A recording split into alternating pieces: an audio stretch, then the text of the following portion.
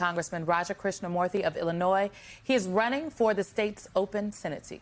Congressman, good to have you. You are one of the lawmakers who has been denied entry to an ICE facility. Tell us why you were there, what happened, and what it tells us about the current state of our democracy.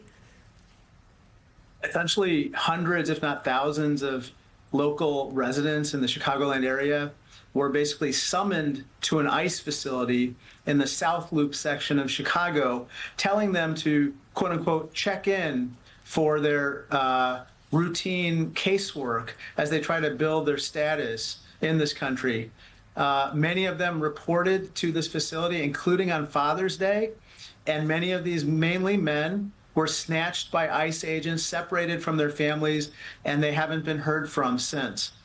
As a consequence of that, Congressman Jonathan Jackson, in whose district that facility is located, and myself visited that ICE facility and were met with a masked ICE agent who refused to answer our questions, refused to identify himself, and then on top of it all, he called the Chicago police to evict us as trespassers.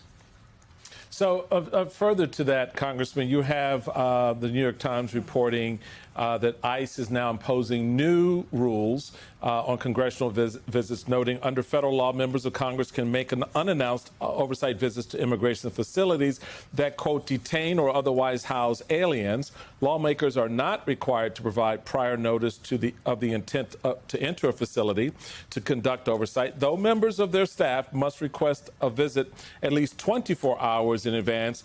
But in guidance released this month, Immigration and ICE and Customs Enforcement asked members of Congress to give at least 72 hours notice for a visit to its facilities. The question, Congressman, they couldn't do it for 24 hours. What makes you think they're going to follow the rules at 72 hours?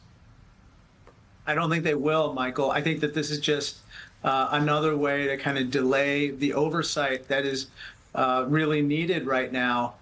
When we went to this masked ICE agent, he wouldn't even be willing to tell us if any of these people who were summoned to that particular facility were being detained there.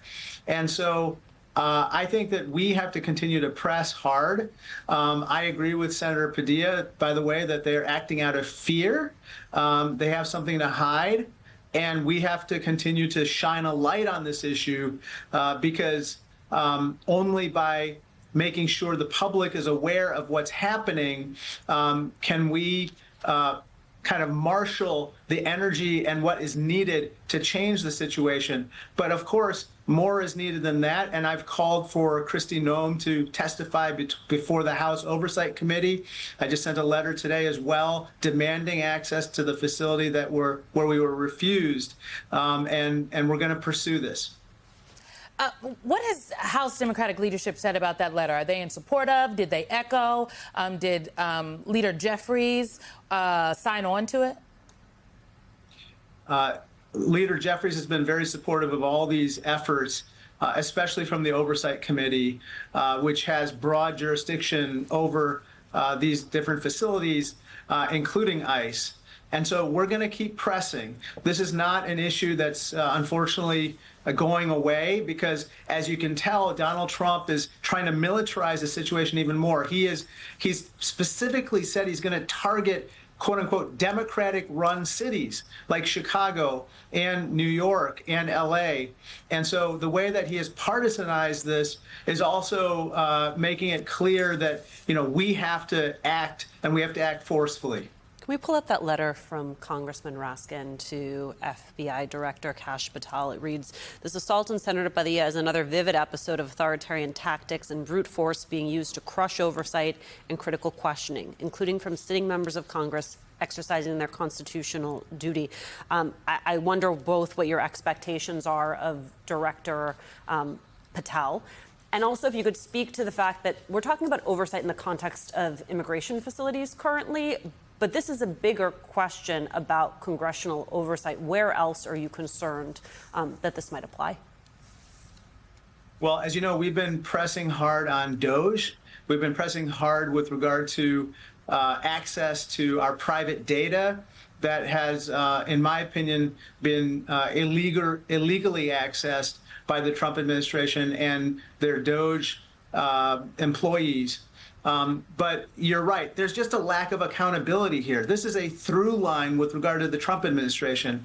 You see it with regard to what we talked about with ICE, but you also see it with regard to, as you pointed out, what's happening in the context of other areas of the law, whether it's tariffs, another area where, again, the president seems to be unaccountable to Congress in terms of unleashing economic chaos across the landscape with his tariff increases. And of course, the deployment of troops on American soil. There's no accountability there either. And what we saw on the No King's Day rallies, where thousands and thousands of people showed up, I attended 3 of them, is that we rejected a king in 1776, and we're not going to accept one now. Congressman, last night in St. Paul, there was a vigil for Representative Melissa Hortman. The community gathered. They spent the time. They wanted to share that moment with each other. Governor Tim Walz and First Lady Gwen Walz also attended the vigil. In the course of this investigation, it has been determined that this individual had a list of names, and it turns out you've confirmed your name was also on the accused shooter's notes. A criminal affidavit revealed several of Vance Boatler's notebooks contain the names of more than 45 state and federal public officials. Sir, this is a sobering moment. We have watched the arc from the congressional baseball game shooting to now. The incidences involving our elected officials, including the sitting president of the United States, is a very sobering and I think disturbing reality for us. What words would you have for all of us at this point? Knowing as you try to carry out your duties that there are these threats and that perhaps we should pay closer attention and take them more seriously? We have to take them seriously, but also we've got to tone down the rhetoric. We've got to tone down the rhetoric that leads to this violence. Political violence is on the rise. And at least on this issue, Democrats and Republicans should come together. I was very, very disappointed, to say the least, when I saw Senator Mike Lee dismiss what has happened in Minnesota in a mocking way. I think that that type of behavior only serves to encourage more of it, when in fact we should be condemning it in a uniform way. And I've introduced a resolution to that effect with Republicans, and I hope that we can all say that regardless of your political beliefs, political violence and the rhetoric that would incite it has no place in America. I'm very interested to know where that resolution is going to go. I mean, look, Congressman, you are being so generous, as you often are, but it is Republicans, the Republican Party in this country, who has ratcheted up the rhetoric. Democrats haven't ratcheted up the rhetoric, as far as I know.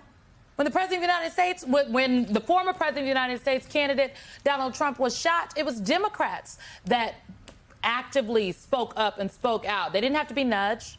But from the president to Senator Mike Lee to the Speaker of the House of Representatives, it is unconscionable. So what are the conversations with your Republican colleagues? Is it getting a little more terse and pointed? Because at this point, the former Speaker of the Minnesota House of Representatives is dead. I thought that what happened with Alex Padilla was political violence, Simone. I thought that that was an incident that kind of, to me, speaks to the disdain that this current administration has for the rules, the norms, and the ethics of government. What they did, of course, what the president did in pardoning the January 6th insurrectionists was perhaps the height of, in my opinion, what would encourage more of that to happen in the future.